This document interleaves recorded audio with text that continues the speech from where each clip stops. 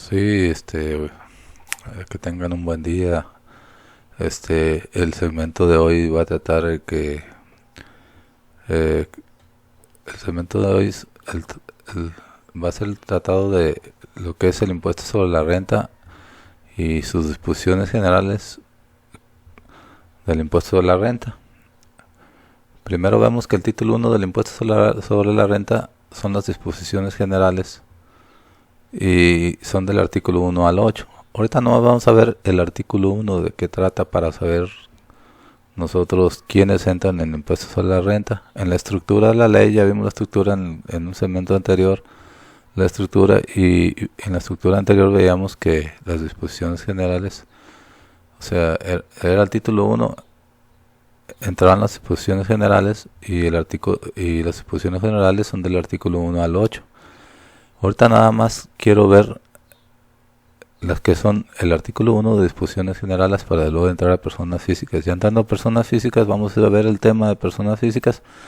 Voy a entrar primero al régimen y vamos a ver si es posible, cómo se calculan los régimen y cómo se declaran. Este, Nomás quiero ver primero para que vean lo que es impuesto sobre la renta. Bien, primero vamos a ver el concepto de impuesto sobre la renta, que es donde estamos. ¿Qué es el impuesto sobre la renta? El impuesto sobre la renta en México es un impuesto directo sobre la ganancia. O sea, es un impuesto que se paga directamente sobre la ganancia. Para nosotros, ¿qué es la ganancia obtenida? Es la diferencia que tenemos del ingreso menos las deducciones autorizadas. Conocemos cuáles son los ingresos y también hay conceptos que nos dicen que es ingreso. El ingreso es todo, por ejemplo, todo. Si tú te dedicas a vender, el ingreso es tu venta. También hay otros ingresos que son fortuitos, que alguien te deposita por alguna causa. Y hay varios tipos de ingresos, depende tu negocio. Es ingresos por honorarios, es ingresos por arrendamiento, ingresos por compra-venta, la venta de artículos. Y, o sea, por muchas razones tú puedes tener ingresos por intereses, por muchas cosas. Eh, Depende de la actividad que te dediques. Pero si se fijan lo que dice el concepto, ¿por qué dice que es impuesto sobre la renta? Es la diferencia de los ingresos menos las deducciones, que viene siendo la ganancia. ¿Por qué? Pues si tú investigas qué es impuesto es un tributo que tú pagas,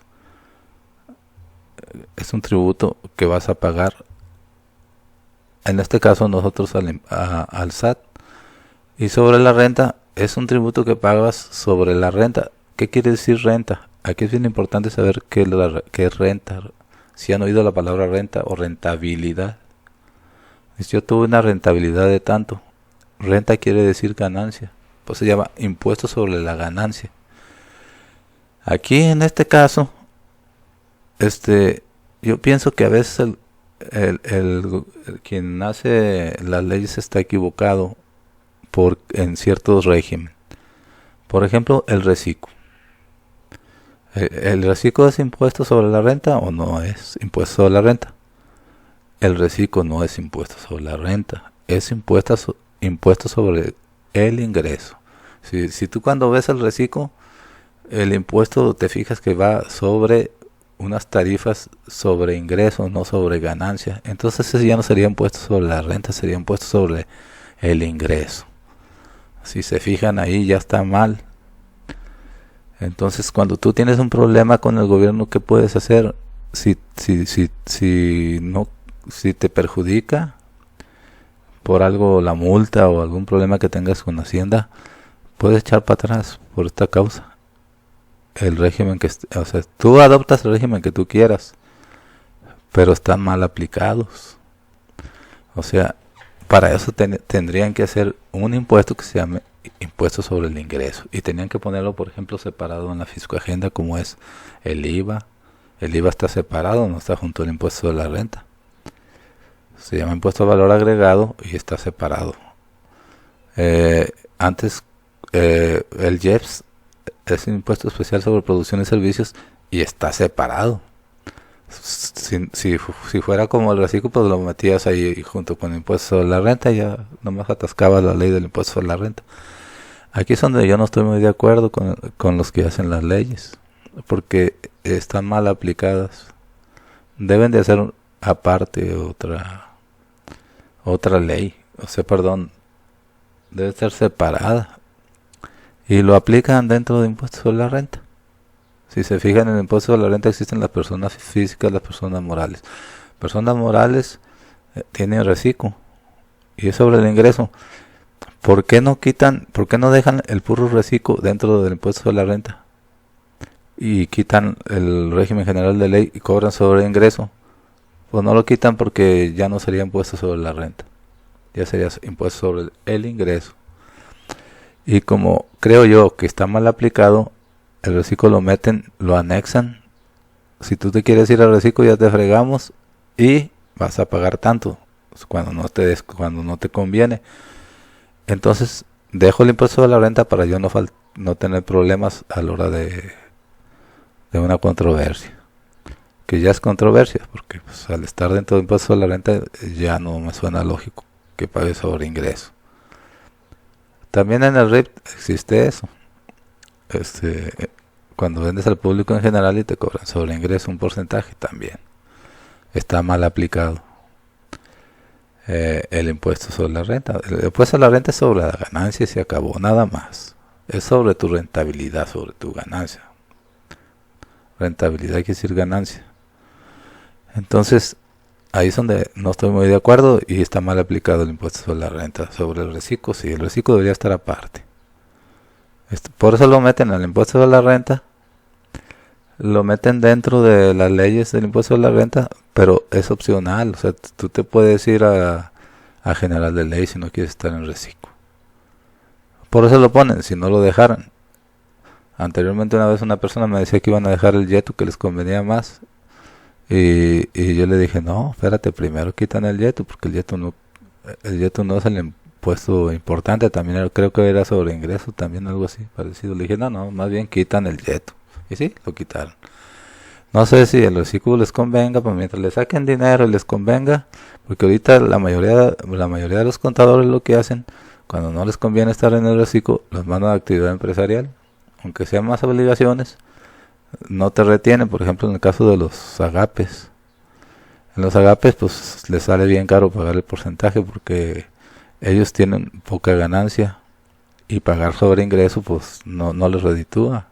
Posiblemente salgan hasta a mano o perdiendo, y por eso están yendo a actividad empresarial. Todo ese dinero le está corriendo al gobierno. Ahí se va a notar al final, cuando el gobierno haga sus comparaciones de impuestos, va a ver que la mayoría de los agapes se van a ir para arriba, o otros se dividen y otros agapes se dividen y ponen 2 personas para no pagar, porque hay una exención hasta 900,000 pesos. Los que no son muy grandes se dividen y quedan exentos los dos.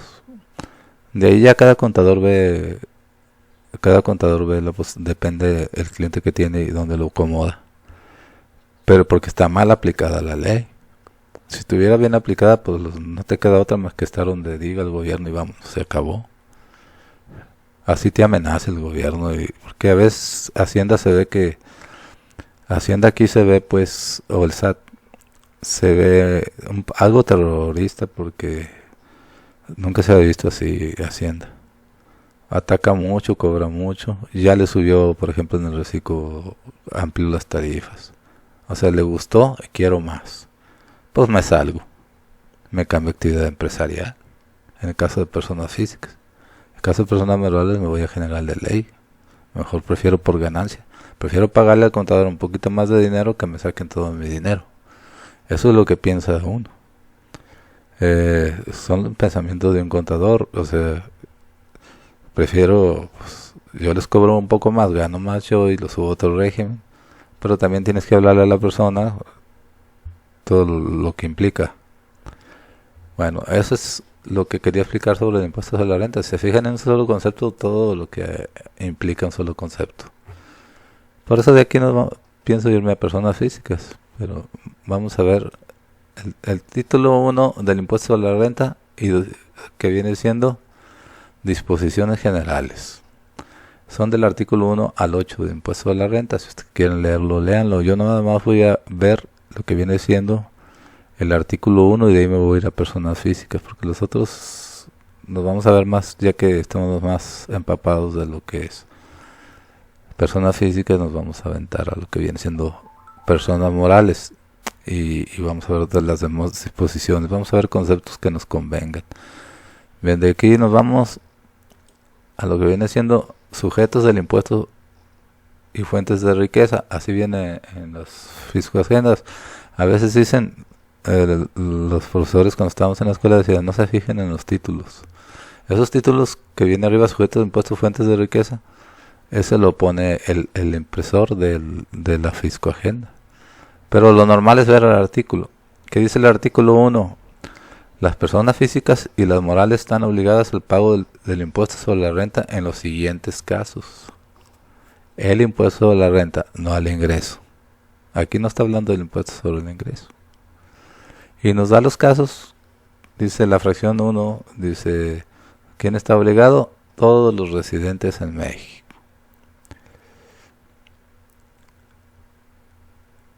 Para empezar, ¿quiénes son los residentes en México? Todos los que vivimos en México. Todos estamos en México viviendo. Y que generen un ingreso.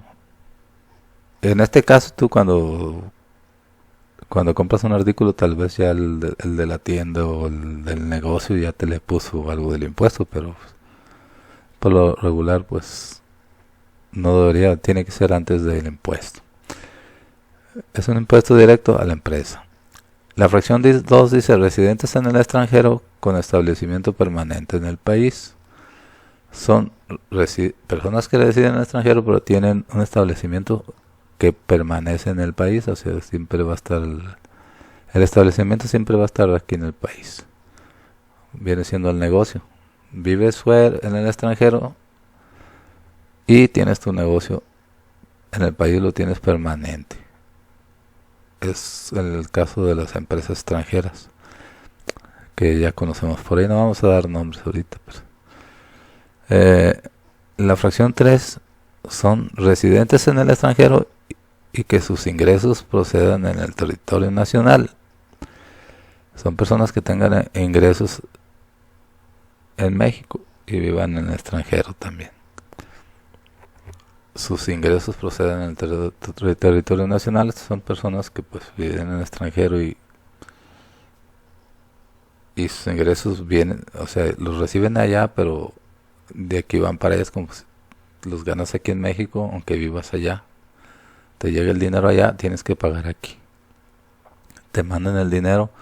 En este caso, pueden ser, es un ejemplo, son las plataformas. Supongamos que hay una plataforma aquí en México y tú vives allá y tus ingresos te los mandan de aquí para allá. Hay que pagar aquí en México. Eso es a lo que se refiere. Más o menos. Hay otros ejemplos por ahí que pueden salir más después o en su vida de contadores lo verán. Yo conozco personas que ganan en plataformas. Viven en Estados Unidos pero ganan la plataforma de aquí, pues entonces hay que pagar el impuesto aquí. Y el primero dice otro, bueno, pues yo pienso que ahí entran hasta los de YouTube, que ganan en YouTube, residen en Estados Unidos pero ganan el dinero aquí en México, pasa el dinero para allá. O en las plataformas que conocemos, Mercado Libre, Amazon, esos pueden ser un ejemplo. Y con esto pues terminamos este tema y de aquí nos vamos a ir a personas físicas. El siguiente segmento va a ser personas físicas. Y vamos a ir sobre las personas físicas. Y vamos a ir por temas. Yo puedo brincar un tema que otro, que vea yo que me convenga más. Voy metiendo. Y ya los voy acomodando y nos vamos a ir poco a poco y vamos a ir viendo poco a poco. Poco a poco un régimen, otro régimen. Vamos a ver cuál es el trato del régimen, cómo se calcula, cuándo se paga y, por ejemplo, un ejemplo, cómo se hace la declaración. Ese es a lo que voy. Pero vamos poco a poco, vamos a ir metiendo nuestros segmentos de uno por uno y para ir conociendo. Pero se fijan, ya me aventé aquí 15 minutos en hablar de esto. Nada más el artículo 1 de las personas físicas y morales. El artículo 1 viene siendo el artículo 1 de impuestos sobre la renta y vienen disposiciones generales y está en disposiciones generales. Nada más en ese artículo nos aventamos a esto. Hay unos artículos que vienen bien extensos, eh, artículos muy extensos que vienen ahí, que pues, los voy a brincar ahorita, yo lo voy a dar más adelante. Están muy extensos y creo que para personas físicas no son muy aplicables todavía. Cuando entramos a personas morales vamos a entrar a lo otro. Si yo veo que sea necesario agarrar una parte de un segmento de las disposiciones generales en personas físicas, las vamos a meter. Pero por lo pronto, con eso terminamos este segmento y que tengan buen día.